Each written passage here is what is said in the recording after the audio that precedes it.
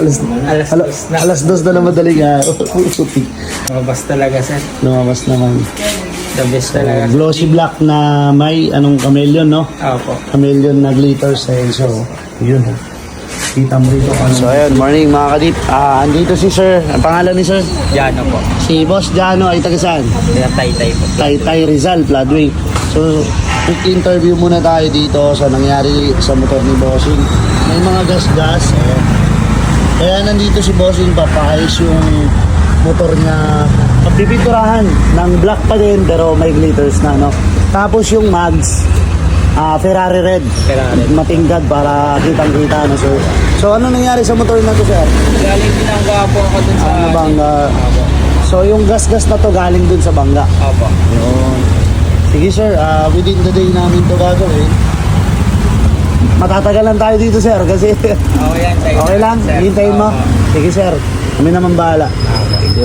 Umpisahan na nga natin yung project natin kay Boss Jano at ito na piniprep na ni Boss Buboy at Boss MJ natin yung kanyang mags at ito tinitrace niya na rin yung mga dapat takpan at nalihan na rin yung mga panel ni Bossing. After naming hugasan, papatuyuin ni Boss Buboy at i-apply na natin ngayon yung ating primer surfacer. Within the day itong trabaho natin kaya sana matapos natin na maayos yung ating project dahil malakas din yung ulan. Medyo hirap tayo magpatuyo pero aabutin natin yan. Sa part na to mga kadip, pinilihan na nila Boss Buboy yung mga dapat lihain at i-apply na natin ngayon yung ating base color at after natin mag-apply ng base color, apply na tayo agad ng ating clear coat na may konting glitters at i-flex ko naman yan para makita nyo rin syempre yung final output natin bago natin ikabit sa motor ni Bossing. At eto na nga yung isa sa mga panel ni Bossing na natapos na natin at check natin yung glitters na nilagay natin sa top coat, then yung kintab ay pasado ba sa ating kliyente. Eto na yung last part natin kaya flex na natin yung final output. Let's go!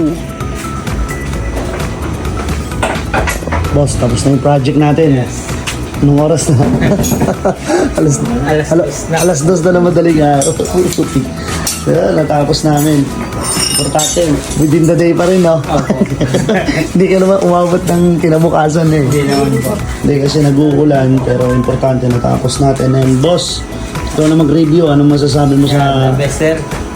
Lumabas ba yung gusto mong mangyari? Lumabas talaga, sir. Lumabas naman.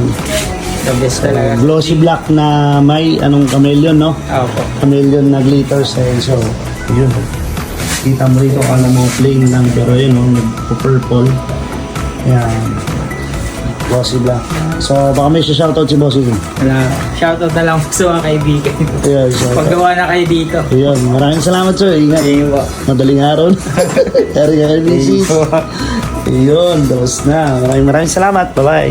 Diyan natatapos yung project natin na within the day nating ginawa. Pati yung kanyang mags ay pininturahan na rin natin ang Ferrari red. Siyempre, sinabayan na natin sa top coat dyan kaya may glitters effects na rin siya. Salamat kay Bossing na nagtyaga maghintay para lang makapagpagawa dito sa Polworks Hydrographics. Ngayon lang daw kasi yung free time ni Bossing kaya sinulit niya na talaga. Dali-dali siyang pumunta dito sa shop natin at pinakalas niya kagad yung mga kahan ng motor niya. Medyo nag-adjust kami sa oras dahil ginagawa namin to ay ang lakas talaga ng ulan habang ginagawa namin tong unit ni Bossing. Pero dahil tinanggap natin ang within the day na tong trabaho na to, kailangan natin tapusin ng quality talaga at lalabas talaga yung gustong mangyari ni Bossing sa unit niya. At nakita nyo naman yung interview natin sa kanya, masaya naman si Bossing. Natanggal na natin yung gas-gas, then yung mags niya, gustong gusto niya yung kulay. Huli, hanggang dito na yung vlog natin for today. Maraming salamat. Ingat!